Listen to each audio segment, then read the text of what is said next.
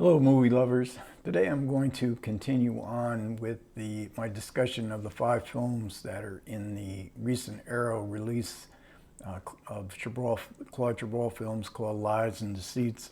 This is the 4th one, and this is Betty, which stars Marie Trintignant, that's her on the cover, in an absolutely astonishing performance. I mean, it is just an amazing performance. As Claude Chabrol says in one of the interviews, she literally becomes Betty.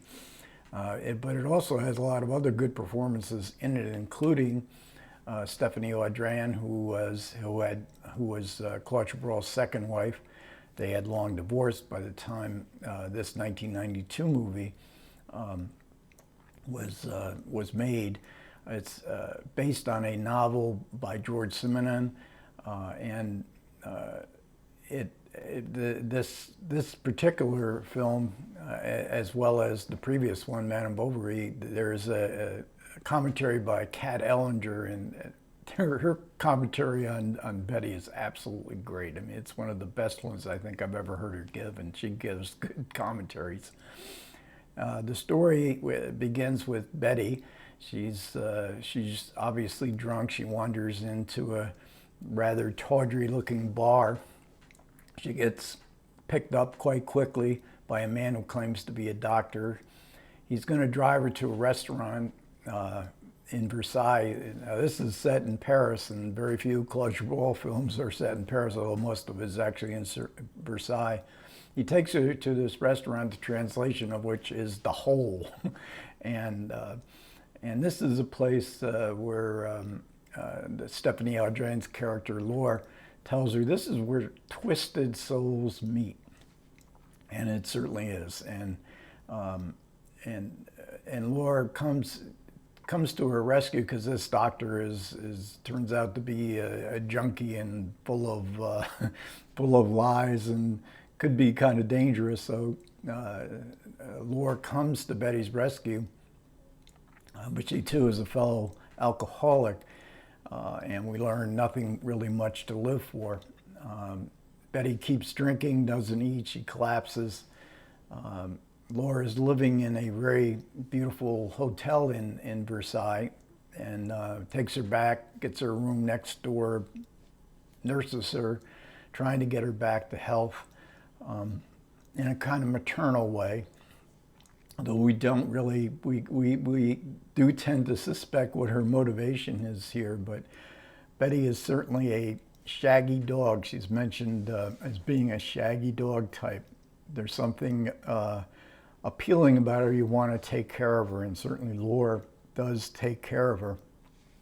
We learn that Betty, the reason she's wandering through Paris drunk and picking up men, even though she's dressed very well and appears to come from wealth, she has left her family, forced to leave her family. She has 2 young daughters because in a very wealthy family, because she was caught having sex in the apartment where her 2 daughters were sleeping in the next room by her husband and her mother-in-law. So she signed away her daughters for money, and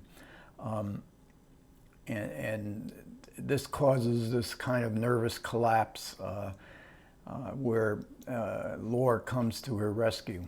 But as the film develops, we get, as we often do in Chabrol, a kind of transfer of power. The weak Betty, the strong Laure. All relationships really in Claude Chabrol movies are kind of power games, and even when they seem like they're not perverted, that they're genuine and acts of kindness. There's always some sort of power game going on. And there's really little plot in Betty. It's more or less a character study. George Simenon and Claude Chabrol are perfect type collaborators. And we learn in the supplements, I've never read Betty, but I've read quite a few Simenon novels, that Chabrol, as he was with Madame Bovary, he was very faithful. A lot of the dialogue comes out of it. But both of them are interested, it's safe to say, in the darker side of life and of human beings, of human behavior, what makes people do what they do. But as they analyze this type of human behavior, both Simenon and Chabrol are non-judgmental. They don't judge their characters. They are who they are. And both of them, I think, are very much in awe of the mystery of human behavior, the mystery of the human spirit. And as in the other movies in this set, we get a supplement where Claude Chabrol discusses the film himself in a kind of scene-specific manner. And this is always heavy on the technique of the film, and this is kind of a very claustrophobic, self-enclosed world. Most of the action, probably the majority of it, occurs in this Versailles hotel rooms, and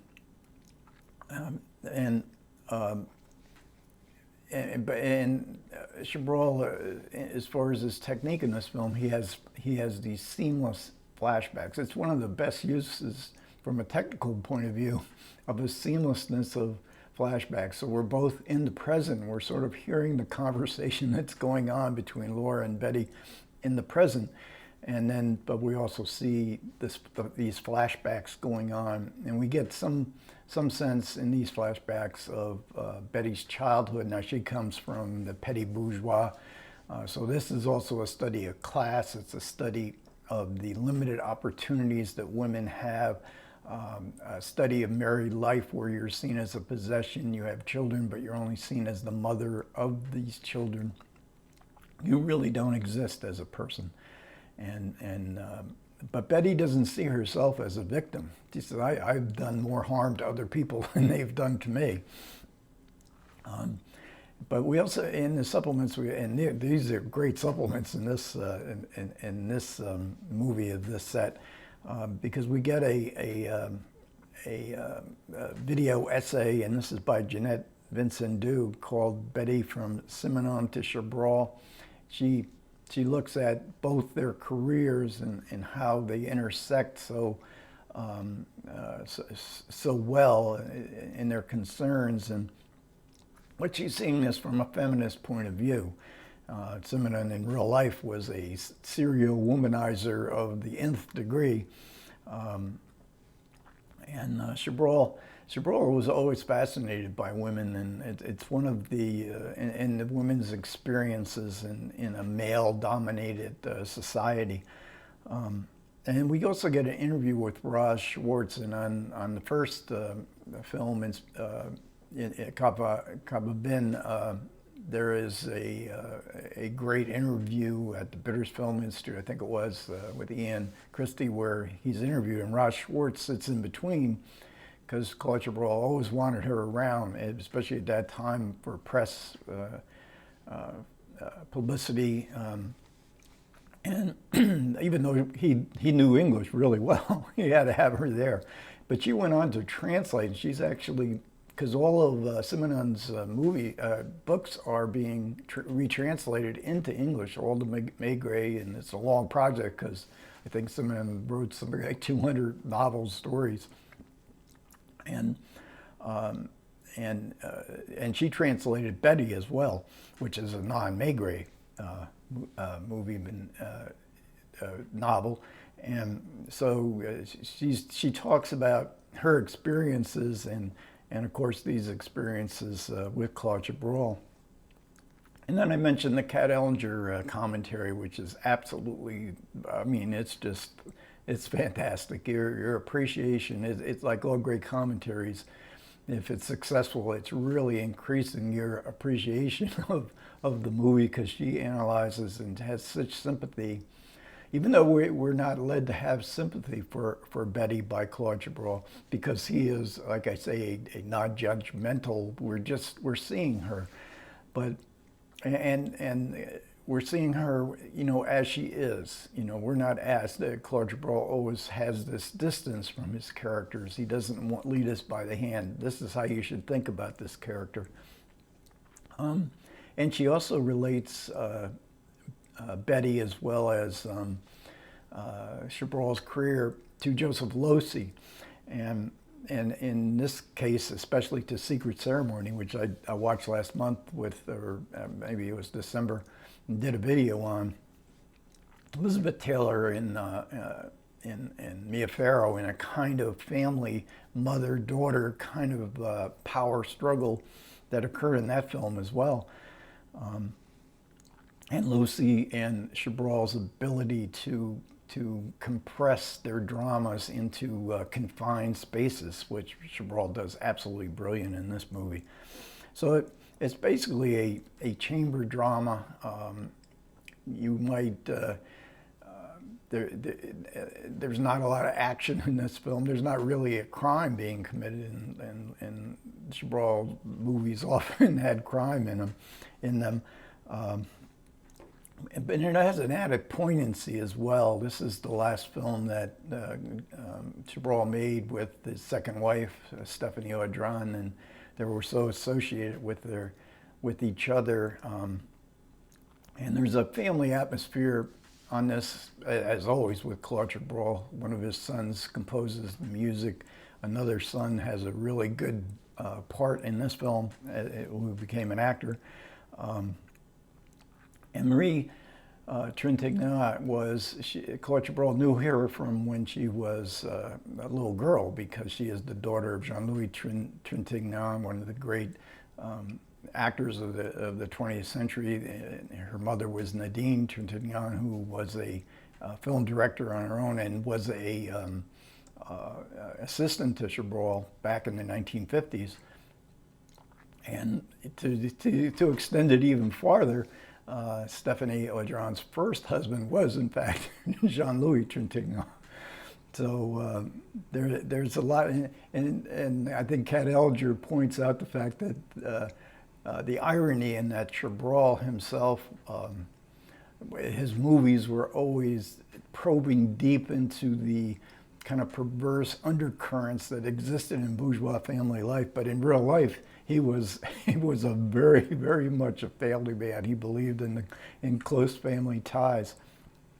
The other poignant part of this film is that Marie Trintignant, this is probably her most famous role as Betty, and everybody, and Chabrol says everybody, when they were making the film, everybody said, "My God, this is an incredible performance," and Chabrol said everybody else in the cast had to really up their game. They had to be with it because they had to stick with her. And but if you don't know that Marie, about maybe 10 years after this film was made, had a tragic death. She was beaten to death in a very famous, infamous case, beaten to death by her rock star boyfriend somewhere around 2002.